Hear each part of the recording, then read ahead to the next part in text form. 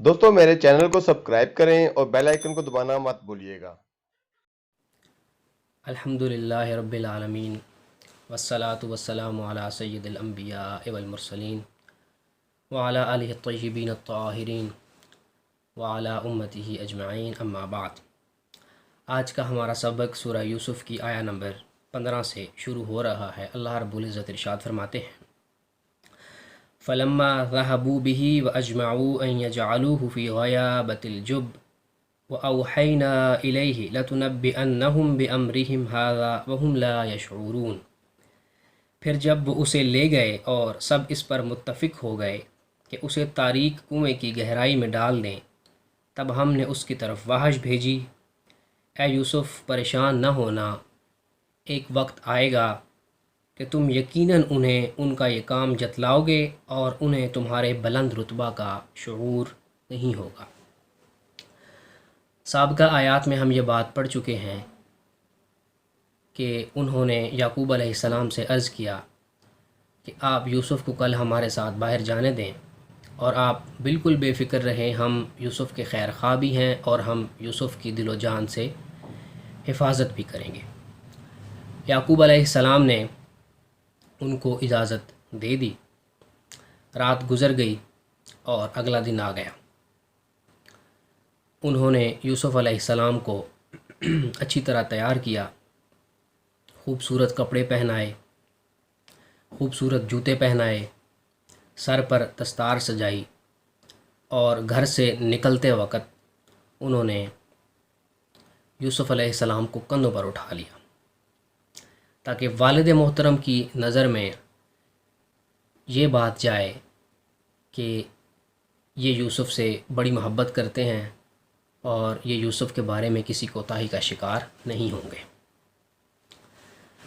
घर से जब वो लेकर निकले तो थोड़ी दूर जाने के बाद जब घर नज़रों से ओझल हो गया, उन्होंने यूसुफ़ अलैहिस्सलाम को कंधों से उतार कर फेंक दिया।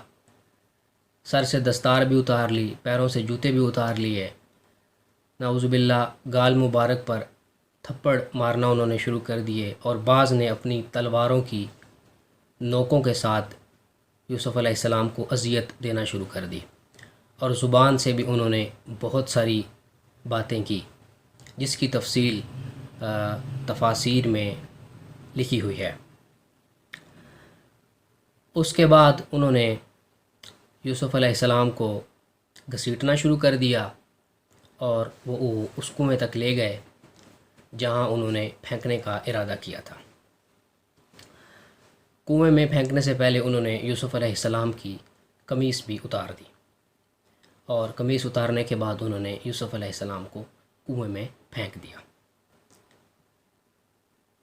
यूसुफ़ अलैहिस्सलाम आज के दौर के इंसान के लिए एक मशअल राह की हैसियत रखते हैं। आज का दौर इंसान के लिए अपने अंदर बहुत सारी आज़माइशात और तकालीफ़ को समोए हुए है। आज के दौर का इंसान हर वक्त किसी न किसी परेशानी में या तकलीफ़ में घिरा हुआ ख़ुद को महसूस करता है। तो यूसुफ़ अलैहिस्सलाम हमारे लिए एक लीडिंग रोल की हैसियत रखते हैं कि उन्होंने अपनी ज़िंदगी में आने वाली तकालीफ़ का मुकाबला किस खंदा पेशानी और सब्र से किया। अब यहाँ से उनकी तकालीफ़ का जो एक बाकायदा सिलसिला है वो शुरू हो गया है। भाइयों ने जब कुएं में फेंक दिया, अल्लाह फरमाते हैं हमने यूसुफ़ अलैहिस्सलाम की तरफ वाहश की। वाहश ये फ़रमाई कि प्यारे यूसुफ़ आप परेशान ना हो, अगरचे आपके भाइयों ने आप पर बड़ा जुल्म ढाया है, बड़ा सित्म किया है, लेकिन परेशान ना हो, मैं आपका खुदा आपके साथ हूँ। और साथ ही ये भी बताया कि एक दिन आएगा जब आप अपने भाइयों को उनके इस करतूत का पता देंगे और बताएंगे कि तुमने मेरे साथ बड़ा जुल्म किया था, और जब आप ये बात उनको बताएंगे वहुम ला यशऊरून, तो उस वक़्त उनको आपके मकाम व मर्तबा का पता नहीं होगा। तो ये उस वाक़े की तरफ इशारा है जो आगे चलकर वुकू पज़ीर होने वाला है, जो इंशाअल्लाह अपने मकाम पर आ जाएगा। अब वो यूसुफ़ अलैहिस्सलाम को कुएं में फेंकने के बाद वहाँ से चल दिए और जब रात ने अपना दामन फैलाया और अंधेरा हो गया تو اس وقت وہ اپنے گھروں کو واپس لوٹے۔ قرآن ہمیں یہ بات اس طرح سے بتاتا ہے، وَجَاءُوا أَبَاهُمْ عِشَاءً يَبْكُونَ، اور وہ یوسف کو کنویں میں پھینک کر اپنے باپ کے پاس رات کے وقت مکاری کا رونا روتے ہوئے آئے۔ جب رات پھیل گئی، اندھیرا ہو گیا، تو عشاءً قرآن نے لفظ استعمال کیا ہے عشاءً کا۔ عشاءً ویسے عمومی طور پر رات کے اگر 3 حصے کیے جائیں تو پہلے حصے کا جب نصف گزر چکا ہو تو اس وقت کو عشاءً کہتے ہیں لغت کے اعتبار سے۔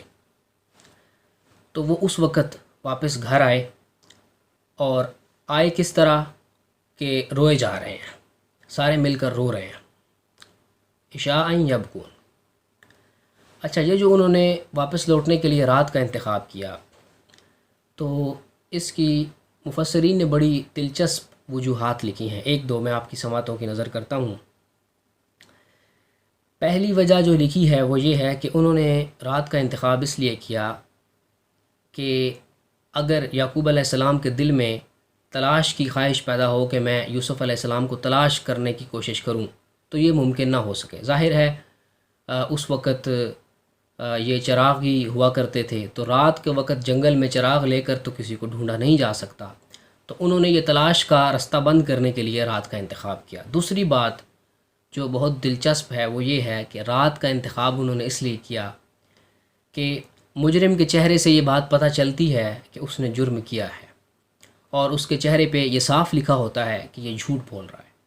تو انہوں نے رات کا انتخاب اس لیے کیا کہ ہم اپنے والد صاحب کے سامنے جائیں گے تو ان کو ہمارے چہرے نظر نہ آئیں، تاکہ کہیں انہیں ہمارے چہروں سے یہ بات یا نظر نہ آئے کہ ہم نے ایک برے فعل کا ارتکاب کیا ہے اور ہم جو کچھ کہہ رہے ہیں وہ جھوٹ کہہ رہے ہیں۔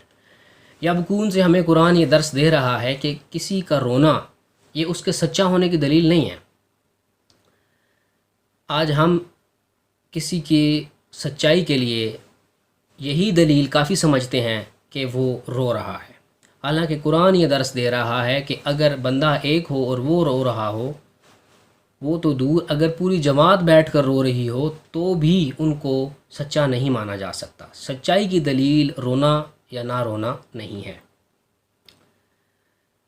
اب جب وہ اس طرح وویلا کرنے کی صورت میں گھر میں داخل ہوئے تو یوسف علیہ السلام ان کے ساتھ نہیں تھے، تو یعقوب علیہ السلام نے ان سے پوچھا کہ کیا ہوا، خیریت تو ہے، اور یوسف کدھر ہیں؟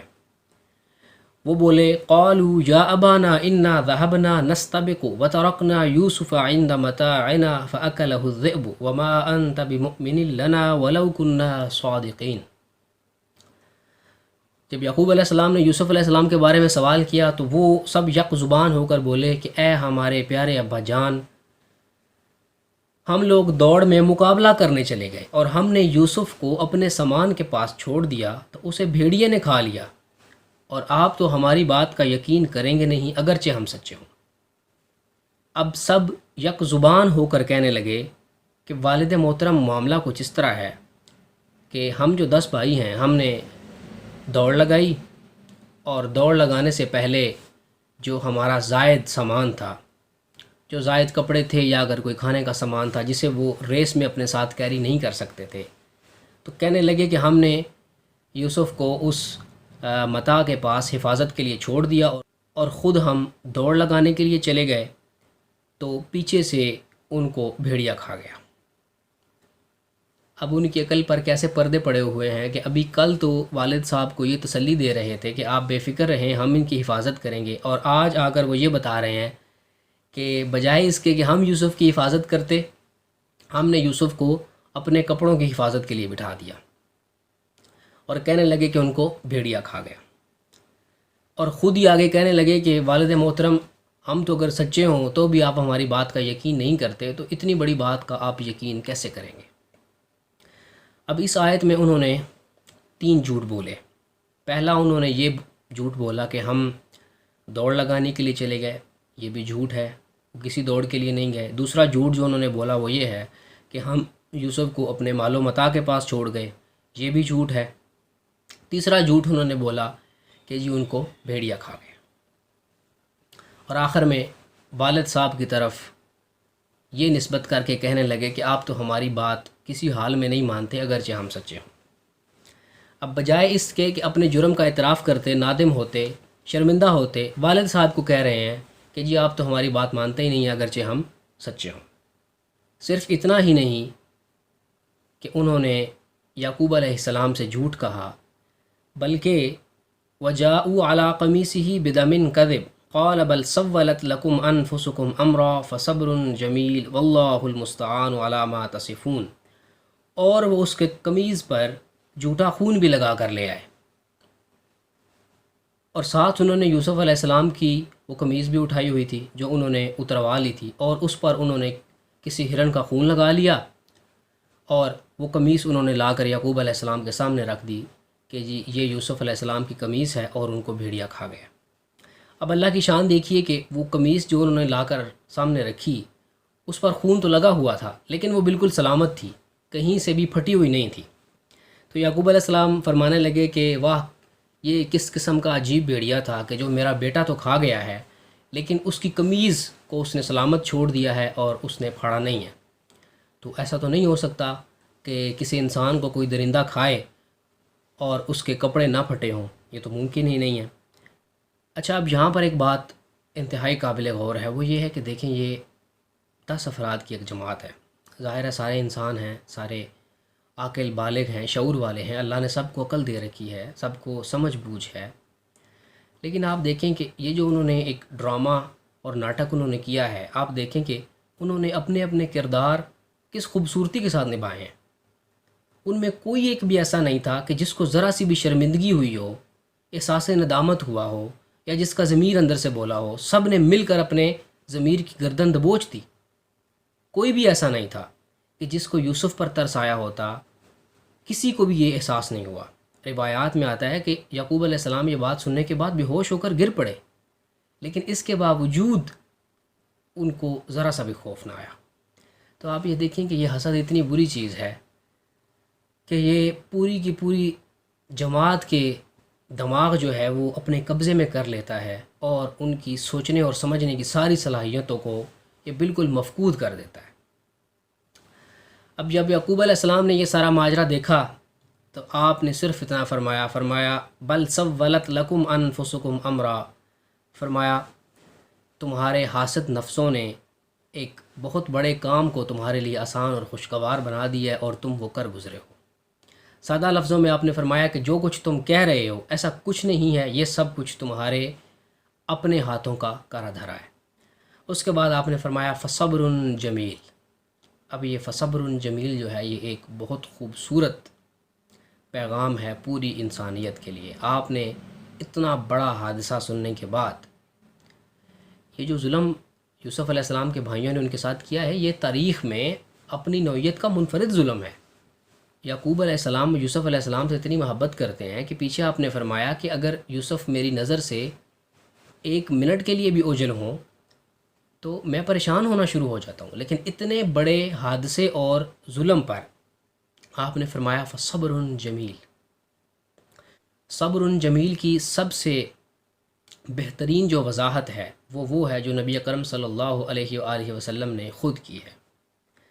نبی اکرم صلی اللہ علیہ وآلہ وسلم سے پوچھا گیا کہ یا رسول اللہ صبر جمیل کیا ہے؟ آپ نے فرمایا صبر جمیل وہ صبر ہے کہ جب کوئی بری خبر سنی جائے تو فوراً معاملہ اللہ کے سپرد کر دیا جائے، زبان سے کسی قسم کی آہ و فغاں یا شکوہ شکایت نہ نکلے، یہ ہے صبر جمیل۔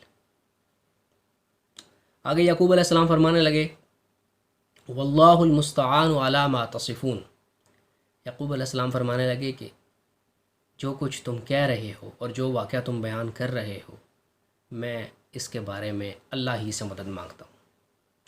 تو ان 2 جملوں میں فصبر جمیل واللہ المستعان علی ما تصفون، یعقوب علیہ السلام نے ہمیں یہ سبق دیا کہ آزمائش اور مصیبت، تکلیف اور دکھ چاہے جتنے بھی بڑے ہوں، صبر سے کام لینا چاہیے اور معاملہ اللہ تعالیٰ کی سپرد کرنا چاہیے۔